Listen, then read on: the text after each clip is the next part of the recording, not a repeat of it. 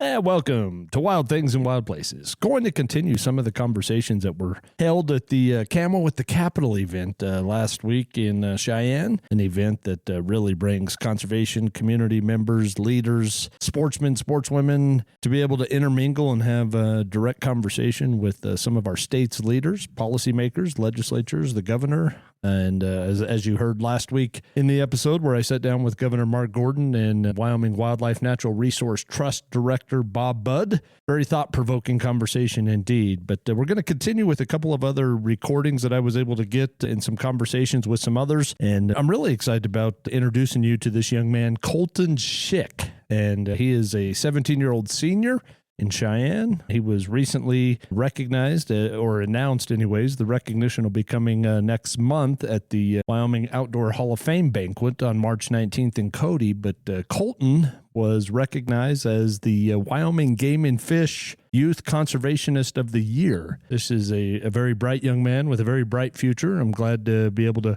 let you hear a little bit and some insight to him and his motivations. And then also had the great opportunity to sit down with Wyoming State Parks Deputy Director Chris Floyd and the new manager of the Wyoming Office of Outdoor Recreation, Mark Tesoro, who I've known for some time now. So that was great to be able to sit down and visit with them and even be able to discuss some of Wyoming's best hidden gems within the state park. So I think you'll find that entertaining. And then the other conversation I want to be able to share with you, which will come out the following week, is a conversation where I was able to sit down with Representative Andrew Byron, who is the chair of the House Travel, Recreation, and Wildlife Committee. And joining Representative Byron in that conversation with me was Jesse Johnson with Wyoming Wildlife Federation, who has organized the Camo at the Capitol event for almost a decade now, and a growing event with great turnout and success, and just folks really recognize the great value of being able to have that gathering. So stay tuned for more episodes of Wild Things and Wild Places.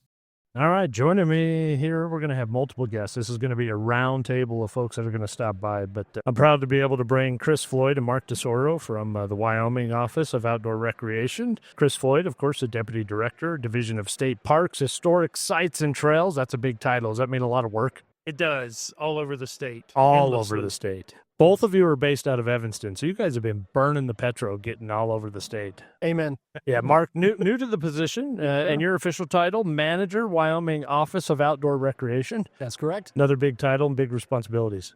Yeah, it's a lot so far. I've only been on board for a month and a week, and just learning the ropes, getting to know all of the team, and spending a lot of time over here in Cheyenne, and understanding everything that's going on. Was that congratulations or condolences? No, it's congratulations. Absolutely it is. It's a dream job for me. Yeah, service, really, when you think about the things that we love, it takes work. And it takes people that are willing to step up and do the work. I imagine a complete shift of occupation and professional choice for you. Sure, yeah. I've been in newspapers forever. I was the publisher of a handful of papers in Southwest Wyoming, Evanston, Bridger Valley, Kemmer, and the 2 papers in Pinedale, and worked there for many years, for 20 years. And landed this job just recently and couldn't be happier to be on board with the Outdoor Rec Office. Yeah, I would imagine that background and just knowing the issues and the diverse group of stakeholders and people that you've come across in an occupation like that, I would imagine it serves you well for this. Yeah, and really the SWAT project, the Southwest Wyoming Off-Road Trails project that I've worked on since early 2020, and all of the stakeholders and partners in that nonprofit group and that space, working with State Trails Office, with State Parks, with WYDOT, moving the 2 bills through the legislature in 2020, 2022. We've had a lot of success with that project and look to keep moving it on. Yeah, good for you. The open sign is open for Wyoming, isn't it? Yes, sir. That is correct. Great thing about Mark is that he was obviously in the newspaper industry for decades. Great communication skills, great relationships in Southwest Wyoming.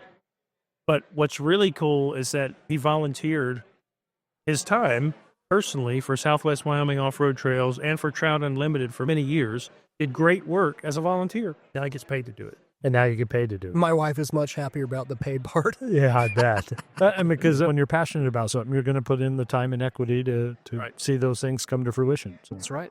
Yeah, great. I'm glad. I'm very happy for you. I got to run into you a couple of weeks ago in the Capitol, and I could just tell you were where you were needing to be. Thank you. And it couldn't be happier to be with Chris. A lot of power coming from Southwest Wyoming now, with both Chris and I from our side of the state. Yeah, and Dave Glenn is permanently relocated. I think late last fall, he was making the transition, the move, and Yes. all that's wrapped up. It's good for Dave. He's in the Cheyenne area now, so he's not commuting from Casper much anymore, but he still travels the state. Yes, he does. I would think that's got to be the biggest requirement of this job, is to be able to do this job and do it right. You got to have an intimate understanding of landscapes and people all over the state, and the draw to this state it's second to none. Absolutely. You have to have the Rolodex, the relationships, the friendships, and you have to know the ground. Like you said, the landscape. You have to know what people are talking about when they bring up recreation or wildlife.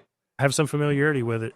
If you don't know it that detailed, you know somebody who does. You do know somebody who does, that's right. Chris, you last year, I know Office of State Lands and Outdoor Rec, particularly a big interest in coming to Mule Deer Days. You guys were able to be at Mule Deer Days and have a booth. You'll be back this year. Yes. We're excited about that, March 21st through the 23rd. Absolutely. Happy to be a part of it. Thank you so much for inviting us. We Absolutely. really appreciate it. We're humbled that you would. It's such for us, it's being able to provide the means for a connection for people to be able to understand it. And it's amazing to me, and Mark, you've lived here a long time. Chris, you probably know many that they don't realize the opportunities that are offered in Wyoming because it's in our backyard. And if you live in Teton County, it doesn't take long before you quit looking at the Tetons because they're just always there. But in Wyoming, when you think about what we have with outdoor recreation and state lands, tremendous opportunities for recreation. Absolutely. And the trend is upwards, okay? And that presents opportunities and challenges, right? Yeah. Wyoming's population is not growing that quickly. It's slow and steady. But Utah is going to have 1 million more people in the next 15 years. Colorado is going to have 2 million more. The opportunity there is that it could help through tourism and outdoor recreation to diversify and grow our economy. Challenge is it's more people on the landscape. That's going to have impacts. It could impact wildlife, could impact just the surface itself, trails and things being cut in that weren't supposed to be, or things being abused, whatnot. So hopefully we can figure out a way through all the different tools we have to manage that growth that we know is coming regardless. Yeah, Chris, I got to ask, I would say I would apologize for putting you on the spot, but I'm intentionally doing it, so I'm not going to apologize. The best hidden gem in the state parks, Rolodex, that you have found personally that you were just like, it had a wow moment for you when you were like, oh my goodness, how did I live this long and not know this? It's got to be Med Lodge State Archaeological Site. It's a campground. It's got petroglyphs. It's got motorized and non-motorized trails. It has fishing. It's a wonderful state park near Hyattville in the Bighorn Basin. Okay.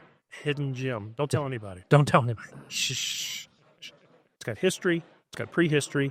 It's got water features. It has a campground, and it has motorized and non-motorized trail. And plus, they have a great interpretation program there. They have a wonderful new interpretive exhibit that is immersive, and it's about the Native American history of the place. We had a partnership with the Helmsley Foundation. They actually gave us a $1.1 million grant to build that interpretive center there. And so it's no other interpretive or museum experience you'll see anywhere else in Wyoming, and it's at that state park.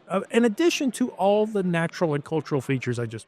Chris, where's the best resource for Wyoming residents or non-residents to go to look more into state parks, to be able to make reservations, to be able to have a greater insight and understanding of what Wyoming offers through the Office of State Parks? All right. It's wyorec.com, WYOREC.com.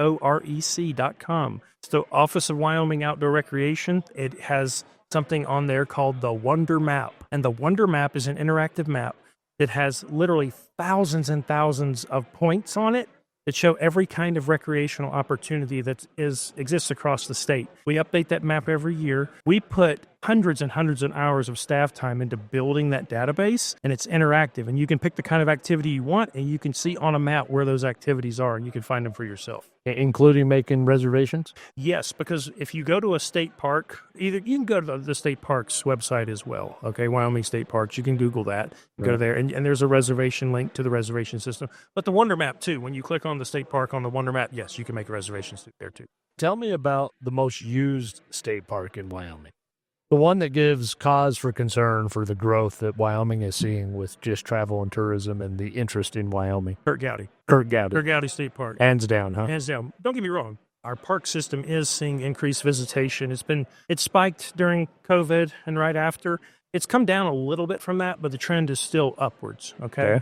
But Kurt Gowdy in particular has completely transformed in the last decade or so. It has become a mountain bike mecca.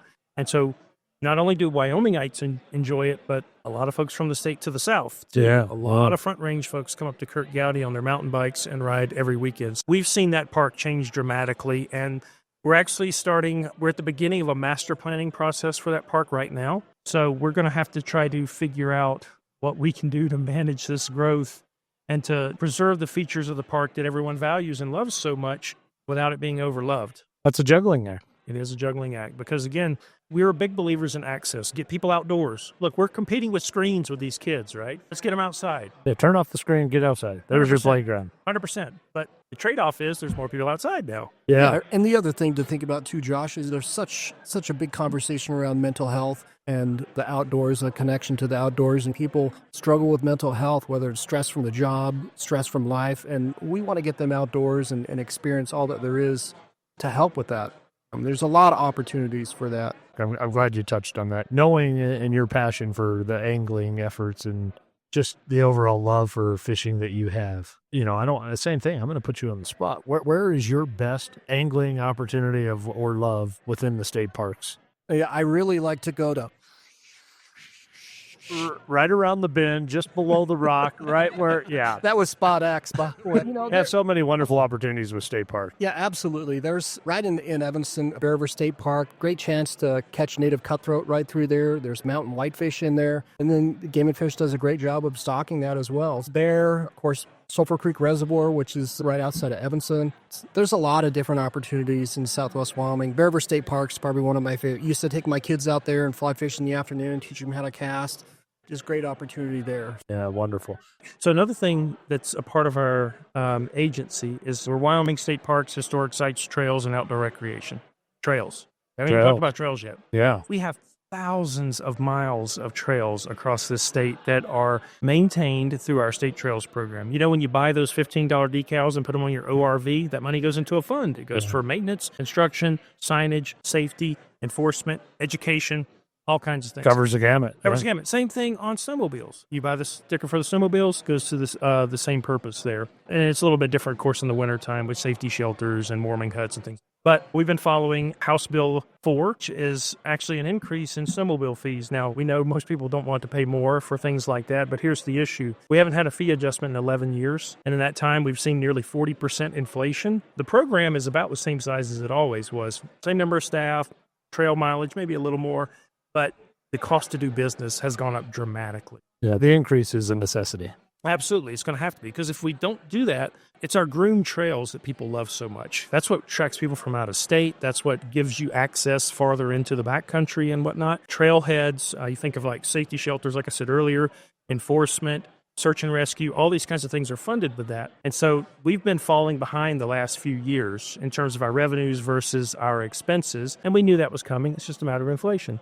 So this is essentially an inflationary adjustment to set us up for the next decade, so maybe we can go another 10 or 11 or 12 years without having to adjust those fees anymore. This time the bill calls for putting a little bit more of an emphasis on non-residents. Okay, they make up about 2/3 of our snowmobilers, and that fee might go up a little bit more. They've been paying the same as residents up to this point, so we'll put a little bit more of the burden for the increase on non-residents. Now, here's the thing. We've heard from non-residents, we've heard from residents, we've heard from the State Snowmobile Association, the National and International Snowmobile Associations. Everybody wants this. They get it. They get it because They don't want to lose cut that. They don't want to services. lose those services. They don't want to lose that wonderful recreational product that contributes $255 million to the state's economy every year. So we've been following that bill very carefully. What's the latest status on it? Give an update. So it's passed through the House. All three readings? All three readings. Okay. It went through Senate TRW this morning. It went through first reading in the Senate. So we've got 2 more readings. 2 more. You're more than halfway there. We're getting there. Yeah, you're carrying water on that for sure. So we're trying to just be available to our state senators to answer any information that they may need. Yeah, great. Everybody got quiet, so I'm assuming the governor has just entered the room. I'd hate to keep you guys from. Governor Gordon has always great words of wisdom to share. Again, great to visit with Mark and Chris, both of you. I appreciate the time greatly. We're going to have to sit down and explore a lot more of these details. Absolutely. I'm going to get your favorite fishing hole out of you at some point, Mark. If I just keep asking the question a different way, we'll get there, I'm sure. or maybe you'll just take me. Right. Blindfolded. Hey, thank you, gents, both very much. Thank you, Josh. Appreciate what you do. Thank you. All right. Mark Tesoro and Deputy Director Chris Floyd with the Wyoming State Parks. And, of course, as you heard Chris said, all of the gamut of everything that they cover besides just historic sites and trails. But, yeah, check out that site that Chris mentioned, wildrec.com. We'll try to include that on the link, too, because that's a wealth of information. If you love the outdoors and wild things and wild places, no pun intended, check that site out. All right, the revolving door continues here at the Camo at the Capitol event at the Botanical Gardens in Cheyenne. And boy, I want you to write this down. Write this name down. It's 2025, February 13th, and I'm about to introduce you to a 17-year-old. And this name, you're going to remember this name. This is, you know how you can spot a leader a mile away. There's just something about a leader that just resonates that you just know when you're talking to a leader, when you can see a future leader. And I'm about to introduce you to a young man, 17-year-old, senior at Cheyenne East High School, Colton Schick. Welcome. How's it going? It is going well. It's great to have you here. It's great to be here. Yeah, Colton, tell me about your engagement to this year's legislative process and why that is of interest to you and what you have learned and where do you see this going for you? So I guess the story starts about a year ago last November. I was contacted by some people. I can't remember who they were with, but they said, hey, we got a big opportunity for you to comment on the Kelly parcel sale. And so I was hesitant about that, and I was like, that's pretty interesting. But I'm really grateful for the experience I had in ag issues because I got the opportunity to be introduced into policy. So that was pretty cool. So I went to some mentors of mine, Karen Bud Fallon at the Bud Fallon Law Office here, and I said, hey, what do I need to do here? And they're like, I'll tell you a little information about the state trust land. And they gave me that, and I was like, okay, cool. And then we got the opportunity to go out there, and I presented in front of the State Lands and Investments Board. I think Jason Crowder was there. It's really cool. My dad went with me. I just got done setting up panels at Archer, our event center.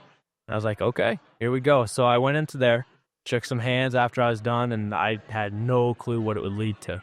Fast forward a year ago, probably today, I think, and I'm at the Camo at the Capitol. And I had no clue what to expect. My parents somehow let me take off school. I was like, okay, that's pretty awesome. There's a lot to learn, right? Definitely. I think it's worth one day of missing school to do that. Oh, definitely. I'd miss a year if I could. I got the opportunity to do that, and I was really grateful to just be there. I was really nervous, but I went through everything, went through the beginning class, and kind of just started getting the hang of things. Then it was later that night, I was like, wow, I want to be a part of this. At the reception, I got to hear from the governor, got to listen to everybody, and it was just like, wow, this is something I want to be a part of. And my buddy standing over here, he got to go with me as well. Yeah, give him a shout out. Colby Thompson, he goes to East High School. Yeah? And You're still in high school, Colby? Oh, man. So, yeah, we both He came looks here like he together. could be like a third-year tight end for the University of Wyoming. Yeah. And so it was interesting because I got done with the actual Camo at the Capitol part. I called him up and I said, hey, what are you up to? Because he RSVP'd, and I was like, getting ready to go hang out with him because I got a sight in my rifle because I'm going bison hunting next week. So we went out and we sighted in his rifle, hauled butt all the way back here, got dressed, and showed up here. Then we just hung out for the rest of the night. It's just cool as a rush, but I enjoy being busy. And then fast forward, the Kelly parcel sale came up again, and this time it wasn't the proposed disposal. It was the sale to the Forest Service so they could keep it in a national park state. And so that was really cool for me. I was like, okay, yeah, I want to do this again. What I didn't know is I would be presenting in front of Governor Gordon again this time. And so I get there and I'm like, okay, this is the big deal, but we buckle up. And you got the top dog, right? The CEO of Wyoming. Yeah, who else better to go straight to the source? Maybe it'll change some things. And it certainly did. It was really cool to do that. And around that time, I caught the attention of Wyoming Wildlife Federation. We reached out before then. I got the opportunity. They said, hey, we want you to be a conservation ambassador. So I talked to them about it, and then now here I am. A couple months later, I'm a conservation ambassador, which is an amazing opportunity. And then I found out that I got accepted as the Wyoming Youth Conservationist of the Year. Yeah, that was cool. And I got to tell you, from a couple weeks ago when I was here with the session, you were here and your name was brought up. I've seen you a couple of times and I've been watching virtually with some other committee bills, and knowing the name, seeing your application, sitting on that board for the Wyoming Outdoor Hall of Fame, and then to see you in person and to see how you carry yourself, to see how you speak, to see how you just are at 17 light years ahead of where some 17-year-olds are. I would imagine that with your classmates, when you try to talk policy stuff and just how government works, some of them probably get just this dazed look in their eyes like, what? Oh, yeah. I'm looking at my buddy right here. I'm sure he gets so tired of me talking about policy, but probably not. What is it about it that's fascinating to you? Is it just the engagement that you as a citizen can have and the influence that can carry to make and provoke change? I think it really started with the depth that it has. On my ag issues team with FFA, that's where it all started with the Bud Founds. We looked at whether incentivizing the ESA was good public policy or subsidy for landowners. And we're like, there was countless hours we sat in that office and we were sitting there and it was like, wow, it's just dragged. But then I drove myself. I was like, I really need to pay attention to this. This is the future. This could affect me at some point in my life. And then I found how personal it gets. And honestly, I find a lot of fun in it because I'll be sitting there and they'll be saying something, and it's almost funny. There's a lot of politics, if you will, that goes into it, and I think it's so deep and a ton, personal. Yeah.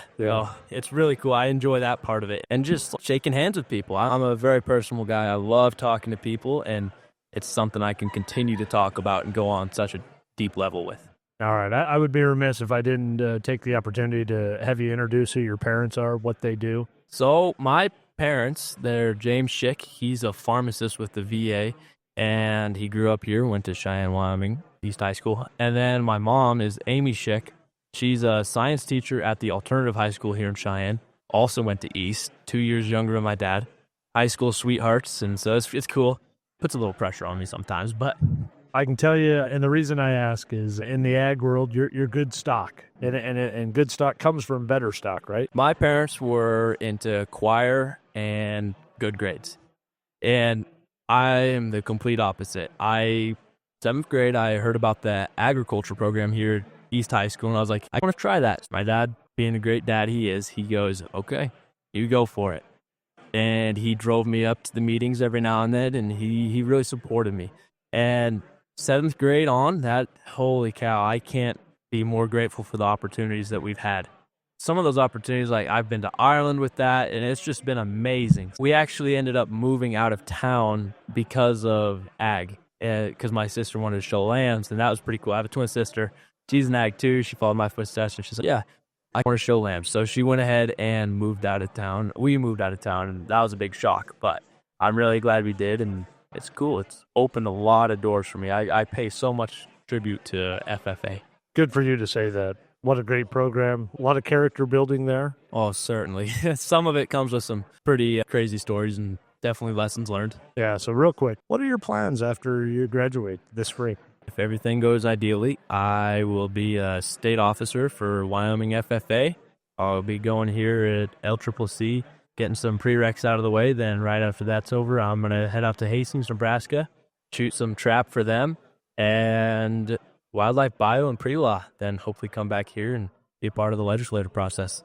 Yeah, I can see it right now. That's why I said I started it by write this name down. You're going to hear this name again, Colton Schick. Thank you. I really appreciate it. Yeah, no, I appreciate your time, and best of luck to you. I look forward to the ceremony in Cody on March 19th, and your much-deserved recognition. You're an outstanding young man, and again, thank you to your parents for just putting a good egg in society. They've done good, and really, I'm humbled to be able to have this opportunity to visit with you. You're a great young man. You're bright for the future, and thank you. Thank you. I really appreciate your time. All right, Colton Schick. And that wraps up another episode of Wild Things and Wild Places. But remember, the journey doesn't end here. Make sure you never miss out by subscribing. Whether you're listening to us on your favorite podcast platform, streaming us on our website, or following us on social media, subscribing is the best way to stay connected. Thank you for joining us, and stay tuned for more wild episodes. Everybody knows I'm a muley fanatic.